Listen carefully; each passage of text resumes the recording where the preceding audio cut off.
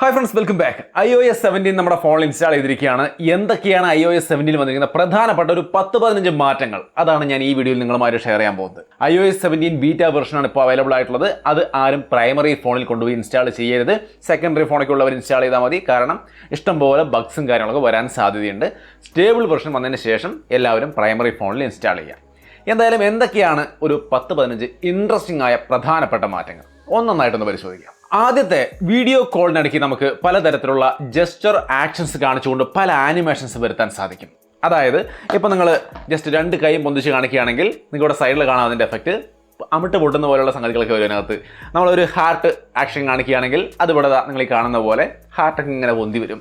ലൈക്കാണ് കാണിക്കുന്നതെങ്കിൽ ആ ലൈക്കിൻ്റെ ഒരു ബബിളൊക്കെ വരും. ആ രീതിയിൽ പലതരത്തിലുള്ള കാര്യങ്ങൾ ഇതിനകത്ത് ചെയ്യാൻ പറ്റും. ഇനി അടുത്തൊരു കാര്യമാണ് കോൺടാക്റ്റ് പോസ്റ്റർ. കോൺടാക്റ്റ് ഇമേജ് ഇടുന്ന കാര്യമല്ല, കോൺടാക്റ്റ് പോസ്റ്റർ. കോൺടാക്റ്റിൽ നോർമലി കോൾ ചെയ്യുമ്പോൾ നമുക്ക് ഫുൾ സ്ക്രീനിൽ കോൺടാക്റ്റ് ഇമേജ് ഒക്കെ കാണാൻ പറ്റും. ഇതല്ല, പോസ്റ്റർ എന്ന് പറയുന്ന ഒരു സംവിധാനമാണ്. ഇത് ചെയ്യുമ്പോൾ നമുക്ക് ഇതിനകത്ത് പലതരത്തിലുള്ള ബാക്ക്ഗ്രൗണ്ടും കാര്യങ്ങളൊക്കെ മാറ്റി കൊടുക്കാൻ സാധിക്കും. അതേപോലെ തന്നെ ടെക്സ്റ്റ്, നമ്മുടെ പേര്, കോൺടാക്റ്റിൻ്റെ പേരുണ്ടെങ്കിൽ അത് മുകളിൽ തന്നെ കാണും. പക്ഷെ അത് പല രീതിയിൽ നമുക്ക് കസ്റ്റമൈസ് ചെയ്യാനും നമ്മുടെ ആ സബ്ജക്റ്റിൻ്റെ ബാക്കിലോട്ടോ ഫ്രണ്ടിലോ ഒക്കെ വിടാം. അതല്ലെങ്കിൽ അതിനകത്ത് നമുക്ക് ഇമോജികൾ സെറ്റ് ചെയ്യാം. പല തരത്തിൽ നമുക്ക് കസ്റ്റമൈസ് ചെയ്തുകൊണ്ട് പോസ്റ്റർ സെറ്റ് ചെയ്യാം. കോൾ ചെയ്യുമ്പോൾ ആ പോസ്റ്റർ ആയിരിക്കും നമുക്ക് കാണാൻ പറ്റുക. നമുക്ക് ഇഷ്ടമുള്ള രീതിയിൽ അത് വരും. സോ അതെന്തായാലും ഒരു നല്ല ഒരു ഇൻട്രസ്റ്റിംഗ് ആയ ഒരു സംഗതിയായി. വലിയ യൂസ്ഫുൾ ആണോ എന്ന് ചോദിച്ചാൽ അങ്ങനെ ഉപകാരമൊന്നുമില്ല. ബട്ട് ആ കാഴ്ച ഒരു ഭംഗിയായിട്ടുണ്ടെന്ന് തോന്നി. നിങ്ങൾക്ക് ഇഷ്ടപ്പെടാൻ ഒരു പക്ഷേ സാധ്യതയുണ്ട്. ഇനി അടുത്തൊരു നല്ല ഫീച്ചർ എന്ന് പറയുന്നത് സഫാരിക്കകത്താണ്. അത് പ്രൈവറ്റ് ബ്രൗസിംഗ് എന്ന് പറയുന്ന സംഗതിയാണ്. നോർമലി നമ്മൾ പ്രൈവറ്റ് ബ്രൗസിംഗ് ചെയ്ത് കഴിഞ്ഞാൽ അത് സെപ്പറേറ്റ് ആയിട്ട് നമ്മളൊന്നും സൈൻ ഇൻ ഒന്നും ചെയ്യാണ്ട് സെപ്പറേറ്റ് ചെയ്യുന്ന ഒരു സംഗതിയാണ്. ബട്ട് അത് അവിടെ കിടക്കും. വേറെ ആരെങ്കിലും നമ്മുടെ ഫോൺ തുറന്ന് നോക്കിക്കഴിഞ്ഞാൽ നമ്മൾ എന്താണ് പ്രൈവറ്റ് ബ്രൗസിംഗ് ചെയ്തൊക്കെ നോക്കിയാൽ അവിടെ കാണാം. നമ്മൾ ക്ലോസ് ചെയ്തിട്ടില്ലെങ്കിൽ കാണാൻ പറ്റും. ബട്ട് ഇനി അത് പറ്റില്ല. കാരണം അത് ലോക്ക് ചെയ്തിട്ടാണ് വെച്ചിരിക്കുന്നത് അവർ. നമുക്കത് കാണണമെന്നുണ്ടെങ്കിൽ നമ്മൾ ഫേസ് അൺലോക്ക് ഉപയോഗിച്ച് അൺലോക്ക് ചെയ്താൽ മാത്രമേ അത് കാണാൻ പറ്റുള്ളൂ. സോ നമ്മുടെ ഫോൺ ആക്സിഡൻ്റലി ആരെങ്കിലും എടുത്താലും നമ്മൾ പ്രൈവറ്റ് ആയിട്ട് എന്താണ് ബ്രൗസ് ചെയ്തിരിക്കുന്നതെന്ന് അവർക്ക് മനസ്സിലാക്കാൻ പറ്റില്ല. നല്ലൊരു ഫീച്ചറാണ്. ഇനി മറ്റൊരു നല്ല ചേഞ്ച് വന്നിരിക്കുന്നത് എയർ ഡ്രോപ്പിലാണ്. എയർ ഡ്രോപ്പ് നമുക്ക് സാധാരണഗതിയിൽ തൊട്ടടുത്തിരിക്കുന്ന ആൾക്കാണെങ്കിൽ നമ്മൾ എയർ ഡ്രോപ്പ് ചെയ്യുമ്പോൾ ഷെയർ കൊടുത്ത് എയർ ഡ്രോപ്പ് സെലക്ട് ചെയ്ത് ആളുടെ കോൺടാക്റ്റ് സെലക്ട് ചെയ്ത് അങ്ങോട്ട് ഷെയർ ചെയ്യേണ്ട ഒരു ബുദ്ധിമുട്ടുണ്ട്. അല്ലെങ്കിൽ ആളുടെ ഫോൺ സെലക്ട് ചെയ്ത് അങ്ങോട്ട് ഷെയർ ചെയ്യേണ്ട ഒരു പണിയുണ്ട്, ഈ ഷെയറിങ്ങിൻ്റെ ഒരു പണി. ബട്ട് ഇനി അതില്ല. നമ്മൾ ഈ ഐഫോൺ എടുത്ത് അയാളുടെ ഐഫോണിൻ്റെ അടുത്തേക്ക് ഒന്ന് മുട്ടിച്ചാൽ മതി. അതായത് തൊട്ടടുത്ത് കൊണ്ടുപോയാൽ മതി. ആൾക്കാണ് ആ ഒരു അടുത്ത് വരുന്ന ഫോണിലേക്ക് ഈസി ആയിട്ട് അങ്ങോട്ട് ഷെയർ ആയിക്കോളും. മാത്രവുമല്ല ഇതുവരെ നമ്മളൊരു ഫോട്ടോ സെൻഡ് ചെയ്യുന്നതിനിടയ്ക്ക് നമ്മൾ ഇടയ്ക്ക് വെച്ചിട്ട് എൻഡ് മാറിപ്പോയി കഴിഞ്ഞാൽ ആ ഫോട്ടോ സെൻഡിങ് സ്റ്റോപ്പ് ആവും. എയർ ഡ്രോപ്പിംഗ് സ്റ്റോപ്പ് ആവും. പകുതി ആയിട്ടുള്ളെങ്കിൽ അത് പകുതിക്ക് സ്റ്റോപ്പ് ആവും. ബട്ട് ഇനി അങ്ങനല്ല. അവിടെ സ്റ്റോപ്പ് ആയാലും ബാക്കിയുള്ള 50%, ഇപ്പോൾ ഒരു 50% സെൻഡ് ആയി കഴിഞ്ഞപ്പോഴാണ് നമ്മൾ എൻ്റെ പോകുന്നതെങ്കിൽ ബാക്കിയുള്ള 50% നെറ്റ് വഴി സെൻഡ് ആയിക്കോളും ഐക്ലൗഡിൻ്റെ സപ്പോർട്ടോട് കൂടിയിട്ട്. സോ തീർച്ചയായിട്ടും അതൊരു നല്ല കാര്യമാണ്. എയർ ഡ്രോപ്പ് ബ്രേക്ക് ആവുമോ എന്നുള്ള പേടി വേണ്ട. ഇത് മാത്രമല്ല ഈ ഭാഗത്ത് വേറൊരു സംഗതിയുടെ കൊടുത്തിട്ടുണ്ട്, നെയിം ഡ്രോപ്പ്. അതായത് നമ്മൾ ഈ ഒരു ഫോൺ ഉപയോഗിച്ചുകൊണ്ട് നമ്മുടെ കോൺടാക്ട്, ഇപ്പോൾ നമ്മുടെ സുഹൃത്ത് വരികയാണ്, പരിചയമുള്ള ആൾ വരികയാണ്, അയാൾക്ക് നമ്മുടെ കോൺടാക്ട് ഡീറ്റെയിൽസ് വേണമെന്നുണ്ടെങ്കിൽ നമ്മളത് ഓരോന്നും പറഞ്ഞു കൊടുക്കുക അല്ലെങ്കിൽ മെസ്സേജ് ടൈപ്പ് ചെയ്യൊന്നും വേണ്ട. നമ്മളിതിൽ കോൺടാക്ട് കാർഡ് സെറ്റ് ചെയ്തിട്ടുണ്ടാവുമല്ലോ. നോർമലി എല്ലാവരുടെ ഐഫോണിലും കാണും, നിങ്ങൾ ചെയ്തിട്ടുണ്ടാവും എന്ന് വിചാരിക്കുന്നു. അങ്ങനെയാണെങ്കിൽ ജസ്റ്റ് അയാളുടെ ഫോണിൻ്റെ അടുത്തേക്ക് കൊണ്ടുപോയാൽ മതി. ഫുൾ ഡീറ്റെയിൽസ് അങ്ങോട്ട് ഷെയർ ആയിക്കോളും. കോൺടാക്ട് ഷെയറിങ്, നെയിം ഡ്രോപ്പ് എന്ന രീതിയിൽ അത് ഷെയർ ആവും. അതും നല്ലൊരു ഫീച്ചറായി. എല്ലായ്പ്പോഴും യൂസ് ആവുന്നതല്ലെങ്കിലും ആവശ്യം വരുന്ന നേരത്തെ തീർച്ചയായിട്ടും അത് നല്ല യൂസ് ആവും. ഇനി അടുത്തൊരു നല്ല ഫീച്ചർ എന്ന് പറയുന്നത് സ്റ്റാൻഡ് ബൈ മോഡാണ്. സ്റ്റാൻഡ് ബൈ മോഡ് എന്ന് പറഞ്ഞു കഴിഞ്ഞാൽ നമ്മളിപ്പോൾ നിങ്ങൾക്ക് ഇവിടെ സ്ക്രീനിൽ കാണാം, ഫോൺ ചാർജിനിടുന്ന നേരത്ത് കംപ്ലീറ്റ് ആയിട്ട് ആ സ്ക്രീൻ ഒരു ഡിസ്പ്ലേ ആയി മാറും. ക്ലോക്ക് ആണെങ്കിൽ ക്ലോക്ക് എന്ന രീതിയിൽ നിൽക്കും, കലണ്ടർ വേണമെങ്കിൽ കലണ്ടർ എന്ന രീതിയിൽ നിൽക്കും. നമ്മൾ എന്തെങ്കിലും ലൈവ് നോട്ടിഫിക്കേഷനുകൾ, ഇപ്പോൾ എന്തെങ്കിലും നമ്മൾ കൊറിയർ എന്തെങ്കിലും ഓർഡർ ചെയ്തിട്ടുണ്ട്, അല്ലെങ്കിൽ നമ്മൾ സ്വിഗ്ഗിയിൽ എന്തെങ്കിലും ഓർഡർ ചെയ്തിട്ടുണ്ട്, അത് വരുന്നുണ്ടെങ്കിൽ അതിൻ്റെ ലൈവ് വിഡ്ജറ്റൊക്കെ ഇവിടെ നമുക്ക് കാണാൻ സാധിക്കും. അല്ലെങ്കിൽ പല തരത്തിലുള്ള വിഡ്ജറ്റുകൾ നമുക്ക് ഇതിനകത്തേക്ക് അപ്ലൈ ചെയ്ത് കാണിക്കാൻ പറ്റും. വെതർ വിഡ്ജറ്റ്, പല കാര്യങ്ങളും. അങ്ങനെ ഒരുപാട് കാര്യങ്ങൾ, മ്യൂസിക് വിഡ്ജറ്റ് അടക്കമുള്ള സകല കാര്യങ്ങളും ഈ ചാർജിങ് ഇടുമ്പോൾ വരുന്ന ഈ സ്റ്റാൻഡ് ബൈ ഡിസ്പ്ലേയിൽ കാണാൻ സാധിക്കും. സംഗതി നന്നായിട്ട് തോന്നിയെങ്കിലും ഒരു ലിമിറ്റേഷൻ എന്താണെന്ന് വെച്ച് കഴിഞ്ഞാൽ ഐഫോൺ 14 പ്രോ സീരീസിലെ ഓൾവേസ് ഓൺ ഡിസ്പ്ലേയിലാണ് ഇത് ഏറ്റവും ഭംഗിയായിട്ട് വർക്ക് ചെയ്യുക, ഫുൾ ടൈം വർക്ക് ചെയ്യുക. അതല്ലാത്ത പക്ഷം നമ്മുടെ ഫോണൊക്കെ ആണെങ്കിൽ ഇതിപ്പോൾ 13 പ്രോ മാക്സ് ആണ്, ഇതിൽ ഓൾവേസ് ഓൺ ഡിസ്പ്ലേ ഇല്ല. അതുകൊണ്ട് ഇതിലൊരു 20 സെക്കൻഡ് നേരത്തേക്ക് ഇത് കാണാൻ പറ്റുള്ളൂ. അത് കഴിഞ്ഞാൽ ഇത് ഓഫായി പോകും. പക്ഷേ ഓൺ ചെയ്യാൻ വലിയ പാടൊന്നുമില്ല. നമ്മൾ ടേബിളിലാണെങ്കിൽ ജസ്റ്റ് 2 തട്ട് തട്ടിയാൽ മതി, അപ്പം തന്നെ ഇത് ഓൺ ആവും. ടേബിളിൽ തട്ടിയാൽ മതി, ഫോണിൽ പോയി കുത്തി നോക്കുകയൊന്നും വേണ്ട. 14 പ്രോ മാക്സ് അല്ലെങ്കിൽ 14 പ്രോ ഒക്കെ ആണെങ്കിൽ ഓൾവേസ് ഓൺ ഡിസ്പ്ലേ ഉള്ളതുകൊണ്ട് ഇത് ഭംഗിയായിട്ട് ഫുൾ ടൈം വർക്ക് ചെയ്യും. നന്നായിട്ടുണ്ട്. പക്ഷേ ആ ഒരു ഫോണുകൾ ഉപയോഗിക്കുന്നവർക്ക് മാത്രമാണ് ഇതിൻ്റെ ഒരു ഫുൾ പവർ ആസ്വദിക്കാൻ കഴിയുള്ളൂ. ഇനി അടുത്തൊരു നല്ല ഫീച്ചർ എന്ന് പറയുന്നത് ചെക്ക് ഇൻ ഫീച്ചറാണ്. പക്ഷേ ഇത് എല്ലാവർക്കും അത്ര നന്നായിട്ട് തോന്നുമെന്ന് എനിക്കറിയില്ല. വേറെ ഒന്നുമില്ല, നമ്മുടെ iMessageനകത്ത് വന്നിരിക്കുന്ന ഫീച്ചറാണ്. നമ്മൾ എവിടെയെങ്കിലും പോകുമ്പോൾ ചെക്ക് ഇൻ എന്ന് പറഞ്ഞുകൊണ്ട് ആർക്കെങ്കിലും ഇത് അയച്ചു കൊടുക്കുകയാണെങ്കിൽ അവർക്ക് നമ്മൾ എവിടെ എത്തും, അല്ലെങ്കിൽ ഇപ്പോൾ ഒരു സ്ഥലത്തേക്ക് പോവുകയാണെങ്കിൽ നമ്മൾ അവിടെ എത്താറായോ, നമ്മൾ വഴിയിൽ ബ്ലോക്കിൽ പെട്ടിട്ടുണ്ടെങ്കിൽ നമ്മൾ എത്ര ലേറ്റ് ആവുന്നുണ്ടോ തുടങ്ങിയ കാര്യങ്ങളൊക്കെ അവർക്ക് ഇൻഫർമേഷൻ ആയിട്ട് കിട്ടിക്കൊണ്ടിരിക്കും. ഈ വാട്സാപ്പിലെ ലൈവ് ലൊക്കേഷൻ ഇട്ടിട്ട് പോകുന്നൊരു പരിപാടി പോലെ അല്ലേന്ന് ചോദിച്ചാൽ ഏറെക്കുറെ അതൊക്കെ തന്നെ. ബട്ട് ഇത് ഓട്ടോമാറ്റിക്കലി മെസ്സേജ് വരും. നമ്മൾ ലേറ്റ് ആവുന്നുണ്ടെങ്കിൽ ലേറ്റ് ആവും, എത്താൻ വൈകും എന്നുള്ള തരത്തിലുള്ള മെസ്സേജുകൾ ഓട്ടോമാറ്റിക്കലി വരും. അതായത് നമ്മൾ എവിടേക്ക് പോകുമ്പോൾ നമ്മൾ വീട്ടിലുള്ളവർക്ക് വേണമെങ്കിൽ ചെക്ക് ഇൻ കൊടുത്തിട്ട് പോയാൽ നമ്മളവിടെ എത്താറാകുന്നവർക്ക് ഈസി ആയിട്ട് മനസ്സിലാക്കാൻ പറ്റും. നല്ലൊരു സംഗതിയാണത്. ഇനി മറ്റൊരു ചേഞ്ച് വരുത്തിയിരിക്കുന്നത് സിരിയിലാണ്. സിരിയിലെ ചേഞ്ച് ഇതാണ്. ഇതുവരെ ഹേയ് സിരി എന്ന് പറയണം, എങ്കിലാണ് അത് ഓൺ ആവുള്ളൂ. ഇപ്പോൾ സിരി എന്ന് പറഞ്ഞാൽ മതി, അപ്പം തന്നെ അത് ഓൺ ആയിക്കോളും. ഈ ഹേയ് വേണ്ട, വെറുതെ സിരി എന്ന് പറഞ്ഞാൽ മതി. ആൾക്കാരോട് സംസാരിക്കുന്ന പോലെ വർത്താനം പറയാൻ പറ്റുമെന്ന് ഉള്ളൊരു കാര്യം നന്നായിട്ടുണ്ട്. ചെറിയൊരു മാറ്റം, യൂസ്ഫുൾ ആണ്. പക്ഷേ ഇനി അടുത്തൊരു കാര്യം, ഷെയർ പ്ലേ. നല്ലൊരു പരിപാടിയാണ്. ഈ കാറിനകത്ത് നമുക്ക് ഇപ്പോൾ ഇതിനകത്ത് വന്നിരിക്കുന്ന ഫീച്ചർ എങ്ങനെയാണ്? ഇപ്പോൾ കാറിനകത്ത് ഡ്രൈവർ അയാളുടെ ഐഫോൺ കണക്ട് ചെയ്ത് പാട്ട് വെച്ചിട്ടുണ്ടെങ്കിൽ എനിക്ക് വേണമെങ്കിൽ അയാളുടെ പാട്ടിൻ്റെ ആ ഫോണിലേക്ക് ഷെയർ പ്ലേ വഴി കണക്റ്റ് ആവാം. അതിലൂടെ എൻ്റെ പാട്ട് വേണമെങ്കിലും എനിക്ക് കാറിൽ വെക്കാൻ പറ്റും. ഷെയർ പ്ലേയിലൂടെ നമുക്ക് ഒരുമിച്ച് പ്ലേ ചെയ്യുന്നതിലൂടെ കാറിനകത്തെ പാട്ടുകൾ നമുക്ക് എല്ലാവർക്കും, അതിനകത്ത് കാറിൽ സഞ്ചരിക്കുന്ന എല്ലാവർക്കും ഷെയർ പ്ലേയിൽ കണക്ട് ചെയ്തുകൊണ്ട് ഈസി ആയിട്ട് മാറ്റാം. പക്ഷേ അതിന് എല്ലാവരും ഐഫോൺ ഉപയോഗിക്കുന്നവരായിരിക്കണം. ഇത് എൻ്റെ കൂടെ വരുന്നവർക്ക് തീർച്ചയായിട്ടും യൂസ്ഫുൾ ആവും. കാരണം ഞാൻ വെക്കുന്ന മിക്കവാറും 90s സോങ്ങുകളാണ്. അതുകൊണ്ട് തന്നെ വരുന്ന എല്ലാവരും വെറുപ്പടിച്ചിരിക്കാറുണ്ട്.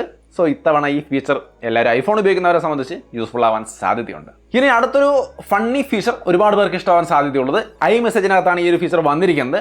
ബട്ട് എങ്കിലും എല്ലായിടത്തും വർക്ക് ചെയ്യും. സ്റ്റിക്കേഴ്സ് ഇത് ഓൾറെഡി ഉള്ളതാണ്, എങ്കിലും ഒന്നുകൂടി അഡ്വാൻസ്ഡ് ആക്കിയിട്ടുണ്ട്. iMessageനകത്ത് ഒരുപാട് ഫീച്ചർ വന്നിട്ടുണ്ട്. ഞാനും നമ്മുടെ സുഹൃത്തുക്കളൊന്നും iMessage അധികം ഉപയോഗിക്കുന്നത് കണ്ടിട്ടില്ല. ബട്ട് എങ്കിലും അതിനകത്ത് സ്വൈപ്പ് ടു റിപ്ലൈ പോലുള്ള കാര്യങ്ങൾ വന്നിട്ടുണ്ട്. സ്റ്റിക്കേഴ്സ് ധാരാളമായിട്ട് വന്നിട്ടുണ്ട്. എല്ലാ സ്റ്റിക്കേഴ്സും ഒരിടത്ത് വന്നിട്ടുണ്ട്. സ്റ്റിക്കേഴ്സൊക്കെ നമുക്ക് ഗാലറിയിൽ നിന്ന് ഏത് ഫോട്ടോയുടെ വേണമെങ്കിലും സ്റ്റിക്കർ ഈസി ആയിട്ട് ആഡ് ചെയ്ത് വെക്കാം. അത് ഫുള്ളായിട്ട് തന്നെ ഇട്ട് കൊടുക്കണമെങ്കിൽ അങ്ങനെ ഇട്ട് കൊടുക്കാം, സ്റ്റിക്കറായിട്ട് അയക്കാം. അല്ല ആരെങ്കിലും അയച്ചിരിക്കുന്ന മെസ്സേജിന് റിപ്ലൈ ആയിട്ട് കൊടുക്കണമെങ്കിൽ അതിന് മാത്രമായിട്ട് സ്റ്റിക്കർ വലിച്ചിട്ട് കറക്റ്റായിട്ട് റിപ്ലൈ കൊടുക്കാൻ പറ്റും. സോ ഇങ്ങനെ ഒട്ടനവധി ചെറിയ ചെറിയ സ്റ്റിക്കർ പരമായ വ്യത്യാസങ്ങൾ iMessageനകത്ത് കൊണ്ടുവന്നിട്ടുണ്ട്. അത് തീർച്ചയായിട്ടും നന്നായി. ഈ സ്റ്റിക്കേഴ്സൊക്കെ നമുക്ക് സേവ് ചെയ്ത് കഴിഞ്ഞാൽ പിന്നെ വാട്സപ്പിൽ എല്ലായിടത്തും ഉപയോഗിക്കാൻ പറ്റും കേട്ടോ. സോ സ്റ്റിക്കറിൻ്റെ പരിപാടി എന്തായാലും കൊള്ളാം. ഇനി അടുത്തൊരു സംഗതിയാണ് ഇൻറ്ററാക്റ്റീവ് വിഡ്ജറ്റുകൾ. നമ്മുടെ ഫോണിനകത്ത് ഇഷ്ടംപോലെ വിഡ്ജറ്റുകൾ ഉണ്ടായിരിക്കും. പക്ഷേ ഇതൊക്കെ ഇനി മുതൽ ഇൻറ്ററാക്റ്റീവ് ആയിരിക്കും. അതിനോട് നമുക്ക് അതിലൂടെ തന്നെ കാര്യങ്ങൾ കൺട്രോൾ ചെയ്യാൻ, മ്യൂസിക് പോസ് ചെയ്യാൻ, സ്റ്റാർട്ട് ചെയ്യാൻ, അല്ലെങ്കിൽ ലൈറ്റ് ഓൺ ചെയ്യാൻ, ഓഫ് ചെയ്യാൻ, അങ്ങനെ ഒരുപാട് കാര്യങ്ങൾക്ക് ആ വിഡ്ജറ്റുകൾ നമുക്ക് ഉപയോഗിക്കാൻ പറ്റും. വെറുതെ ഇൻഫർമേഷൻസ് കാണാൻ മാത്രമല്ല. ഇങ്ങനൊരു ബുദ്ധിമുട്ടുണ്ടായിരുന്നു ഇവരുടെ ഈ വിഡ്ജറ്റുകൾക്ക്. നമ്മുടെ ആൻഡ്രോയിഡിലെ ഫോണുകളിലൊക്കെ പല വിഡ്ജറ്റുകളും ഇൻറ്ററാക്റ്റീവ് ആണ്. ഇവിടെ അതായിരുന്നില്ല. ബട്ട് ഇവിടെ ഒക്കെ ഇൻറ്ററാക്റ്റീവ് ആക്കിയിട്ടുണ്ട്. അപ്പോൾ അത് എന്തായാലും നന്നായി. പിന്നെ PDF എഡിറ്റിംഗ്, അത് തീർച്ചയായിട്ടും ഒരുപാട് പേർക്ക് ബിസിനസ് പരമായ ആവശ്യങ്ങൾക്ക് ഐഫോണും ഐപാഡൊക്കെ ഉപയോഗിക്കുന്നവരെ സംബന്ധിച്ച് നല്ല ഫീച്ചറായി. കാരണം PDF ക്ലീൻ ആയിട്ട് ഇതിനകത്ത് എഡിറ്റ് ചെയ്യാം. മൊത്തമായിട്ട് എല്ലാം തന്നെ എഡിറ്റ് ചെയ്യാം, സൈൻ ചെയ്യാം, കംപ്ലീറ്റ് കാര്യങ്ങളും ഭംഗിയായിട്ട് ചെയ്യാം. അതിന് വേറെ ആപ്പൊന്നും വേണ്ട. സിസ്റ്റം ഡീഫോൾട്ടായിട്ട് PDF എഡിറ്റർ ആയിട്ട് നമുക്ക് ഐഫോൺ ഐപാഡൊക്കെ ഉപയോഗിക്കാം. നിങ്ങൾക്കും നിങ്ങളുടെ ഫോണിൽ ചെയ്യാമെന്ന് മാത്രമല്ല, നിങ്ങളുടെ സുഹൃത്തുക്കൾക്ക് ആർക്കെങ്കിലും PDF ഒക്കെ സൈൻ ചെയ്യാനോ എഡിറ്റ് ചെയ്യാനൊക്കെ ഉണ്ടെങ്കിൽ നിങ്ങളുടെ ഐഫോണിലേക്ക് ഇട്ടുകൊണ്ട് എഡിറ്റ് ചെയ്യാൻ അവരെ സഹായിക്കാം. കാരണം ആൻഡ്രോയിഡിലേക്ക് ഇത് എഡിറ്റ് ചെയ്ത് ഉപയോഗിക്കുക എന്ന് പറയുന്നത് ഇച്ചിരി ടാസ്ക്കുള്ള പരിപാടിയാണ്. ഇത് വളരെ ഈസി ആയിട്ട് ഇതിനകത്തൊരു സിസ്റ്റം ഡീഫോൾട്ടായിട്ട് കൊടുത്തിരിക്കുന്നു. ഇനി അടുത്തൊരു ഫീച്ചർ നമ്മുടെ എയർ ടാഗുമായി ബന്ധപ്പെട്ടതാണ്. എയർ ടാഗ് നമുക്ക് നോർമലി എന്തെങ്കിലും ട്രാക്ക് ചെയ്യാനാണ് നമ്മൾ ഉപയോഗിക്കുക. അപ്പോൾ നമ്മൾ എന്തെങ്കിലും ഒരു ബാഗിലോ അല്ലെങ്കിൽ എന്തിലെങ്കിലും നമ്മൾ ഈ ഒരു എയർ ടാഗ് അറ്റാച്ച് ചെയ്ത് വെച്ചിട്ട് നമുക്ക് ഫോൺ വഴി ആ ബാഗ് എവിടെയാണെന്ന് ഈ എയർ ടാഗിനെ ട്രാക്ക് ചെയ്തുകൊണ്ട് കണ്ടുപിടിക്കാൻ പറ്റും. ഇത് നമ്മുടെ ഫോണിൽ മാത്രമേ ഒരു ഫോണുമായിട്ട് കണക്ട് ചെയ്യാൻ പറ്റുമായിരുന്നുള്ളൂ. ഇനി മുതൽ 5 പേർക്ക് ഇത് ഷെയർ ചെയ്യാൻ പറ്റും. അതായത് ഞാനിപ്പോൾ എൻ്റെ ബാഗിലോട്ട് കണക്ട് ചെയ്തിട്ട് വെച്ചു എന്നുണ്ടെങ്കിൽ 5 പേർക്ക് ഞാൻ ഷെയർ ചെയ്ത് കൊടുത്താൽ ആ 5 പേർക്കും അറിയാൻ പറ്റും ഈ എയർ ടാഗ് അടങ്ങുന്ന ആ ബാഗ് എവിടെയാണ് ഇരിക്കുന്നതെന്ന്. കൃത്യമായിട്ട് 5 പേർക്ക് ഒരേ സമയം ട്രാക്ക് ചെയ്യാൻ പറ്റും ഫൈൻഡ് മൈയിലൂടെ. സോ അതെന്തായാലും നല്ലൊരു കാര്യമായി. ഇനിയുള്ളത് എനിക്ക് അത്ര കണ്ട് വലിയ അത്യാവശ്യമായിട്ട് തോന്നിയിട്ടില്ലെങ്കിലും കുറേയധികം നല്ല മാറ്റങ്ങൾ ഇനിയും വന്നിട്ടുണ്ട്. ഒന്ന് വന്നിട്ട് ഡൈനാമിക് വാൾപേപ്പർ പുതിയതൊരെണ്ണം വന്നിട്ടുണ്ട്. നിങ്ങൾക്ക് ഇവിടെ കാണാം. നന്നായിട്ടുണ്ട്, കുഴപ്പമൊന്നുമില്ല, ഡീസൻ്റ് ആയിട്ടുണ്ട്. അതൊരു വലിയ ഫീച്ചറൊന്നുമല്ല, ഒരു വാൾപേപ്പർ വന്നിട്ടുണ്ട്, ഞാനൊന്ന് പറഞ്ഞൊന്ന് മാത്രം. പിന്നെ ഒരു കാര്യം, മെസ്സേജിലെ ഓഡിയോ, നമുക്ക് iMessageൽ ഓഡിയോസ് ഒക്കെ വരുമ്പോൾ അത് ട്രാൻസ്ക്രിപ്റ്റ് ചെയ്ത് കാണിക്കും, അതായത് എഴുതി കാണിക്കും. അതിനകത്ത് അവരെന്താ പറഞ്ഞിരിക്കുന്നത് എന്നുള്ളത് എഴുതി കാണിക്കും. ഇതെന്തിനാണെന്ന് ചോദിച്ചു കഴിഞ്ഞാൽ, ഇപ്പോൾ ഒരു വോയിസ് മെസ്സേജ് വരുന്നു, നമ്മളൊരു മീറ്റിങ്ങിലാണ്, നമുക്ക് അവിടെ വോയിസ് മെസ്സേജ് പ്ലേ ചെയ്ത് കേൾക്കാൻ ബുദ്ധിമുട്ടുണ്ടെങ്കിൽ നമുക്ക് അതിൻ്റെ ട്രാൻസ്ക്രിപ്ഷൻ അടിയിൽ കാണാം. സോ നമുക്ക് കേൾക്കണോ വേണ്ടിയോ നമുക്കത് വായിച്ചുകൊണ്ട് തീരുമാനിക്കാം. പിന്നെ മറ്റൊരു കാര്യം, കോളിംഗ് UI നിങ്ങൾക്ക് ഇവിടെ കാണാം. അതൊക്കെ ഒന്ന് ചേഞ്ച് ആയിട്ടുണ്ട്, നന്നായിട്ടുണ്ട് ആ മാറ്റങ്ങൾ, അതെനിക്ക് ഇഷ്ടപ്പെട്ടു. പിന്നെ സഫാരിയിൽ ടാബ് ഗ്രൂപ്പുകൾ അത് ഒത്തിരി കൂടി വൃത്തിയായും തോന്നി. കാരണം താഴെ കാര്യങ്ങൾ കുറച്ചും കൂടി ഈസി ആയിട്ട് ആക്സസ് ചെയ്യാൻ പറ്റുന്നുണ്ട്. ഇങ്ങനെ കുറേ ചേഞ്ചുകൾ, കുറേ മൈനർ ചേഞ്ചുകൾ ഉണ്ടോ, അതൊക്കെയാണ് ഞാൻ ചെറുതായിട്ട് പറഞ്ഞു പോകുന്നത്. പിന്നെ സഫാരിക്കകത്ത് പ്രൊഫൈൽ ക്രിയേറ്റ് ചെയ്യാനും ഇപ്പോൾ പറ്റും കേട്ടോ. അതായത് നമുക്ക് പ്രൈവറ്റ് ആയിട്ടുള്ള ആവശ്യങ്ങൾക്ക് ഒരു സിനിമ, അങ്ങനെ എൻ്റർടൈൻമെൻറ്റ് കാര്യങ്ങൾക്കൊക്കെ ഒരു പ്രൈവറ്റ് പ്രൊഫൈൽ ഉണ്ടാക്കി വെക്കാം. മറ്റൊരു പ്രൊഫൈൽ വേണമെങ്കിൽ നമുക്ക് ബിസിനസ് ആവശ്യങ്ങൾക്ക് മാത്രമായിട്ട് അതിൻ്റെ ബുക്ക് മാർക്കും കാര്യങ്ങളും എല്ലാ കാര്യങ്ങളായിട്ട് ഒരു സെപ്പറേറ്റ് പ്രൊഫൈൽ വെക്കാം. അങ്ങനെ ബിസിനസ് പേഴ്സൺ എന്നൊക്കെ പറഞ്ഞുകൊണ്ട് സെപ്പറേറ്റ് പ്രൊഫൈൽസ് സഫാരിയിൽ ഉണ്ടാക്കാൻ പറ്റുമെന്നുള്ളത് സഫാരി ബ്രൗസിങ്ങിനെ അടുത്ത ലെവലിലേക്ക് ഉയർത്തുമെന്നുള്ളതിൽ തർക്കമില്ല.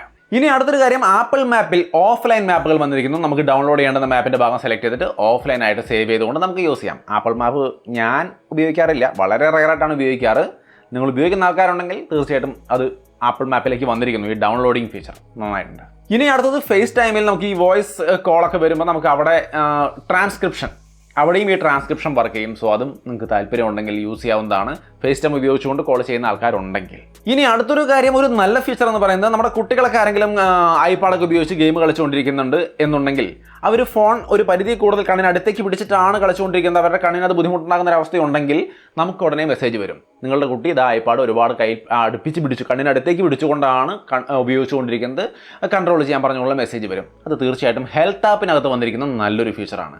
പക്ഷേ ഈ ഫീച്ചർ വർക്ക് ചെയ്യണമെങ്കിൽ iPhone 14, 13 പോലുള്ള പ്രോ മോഡലുകൾ വേണം. ഐപാഡ് ആണെങ്കിൽ ഐപാഡ് പ്രോ തന്നെ വേണ്ടി വരും, എങ്കിലാണ് ഇത് വർക്ക് ചെയ്യുള്ളൂ. ഇനി ഈ ജേണൽ ആപ്പ് എന്ന് പറയുന്ന ഒരു ആപ്പ് ലേറ്റർ ദിസ് ഇയർ, ഈ വർഷം പിന്നീട് അങ്ങോട്ട് വരും, ഇപ്പോഴേക്ക് വന്നിട്ടില്ല. ജേണൽ ആപ്പ് എന്ന് പറഞ്ഞാൽ ഓരോ ദിവസവും നമ്മൾ എടുക്കുന്ന ഫോട്ടോസ്, നമ്മൾ പോകുന്ന സ്ഥലങ്ങളൊക്കെ അനുസരിച്ചുകൊണ്ട് ഒരു ഡയറിയൊക്കെ എഴുതുന്ന പരിപാടി ഉണ്ടല്ലോ നമുക്ക് ഉണ്ടെങ്കിൽ അതുപോലത്തെ ഒരു സംഗതിയാണ്. നമ്മൾ പോകുന്ന കാര്യങ്ങളെക്കുറിച്ചൊക്കെ ഒരു ചെറിയ ഡിസ്ക്രിപ്ഷനൊക്കെ എഴുതി വെക്കുക ഓരോ ദിവസത്തെ. അങ്ങനെയാണെന്ന് തോന്നുന്നു, എനിക്കത് കേട്ടിട്ട് മനസ്സിലായത് അങ്ങനെയാണ് ജേണൽ ആപ്പ് എന്നുകൊണ്ട്. സോ അത് വന്നാൽ തന്നെ ഉപയോഗിച്ച് നോക്കിയിട്ട് നമുക്ക് യൂസ്ഫുൾ ആവുമെന്നുള്ള കാര്യം പറയാൻ പറ്റുള്ളൂ. അപ്പോൾ നമ്മുടെ ഓരോ ദിവസങ്ങളും കഴിഞ്ഞ് പോകുമ്പോൾ നമുക്ക് വേണമെങ്കിൽ പുറകോട്ട് പോയൊക്കെ നോക്കാൻ പറ്റും എന്തൊക്കെയാണ് എങ്ങനെയൊക്കെയാണ് കാര്യങ്ങൾ നടന്നു വന്നതെന്നുള്ളത്.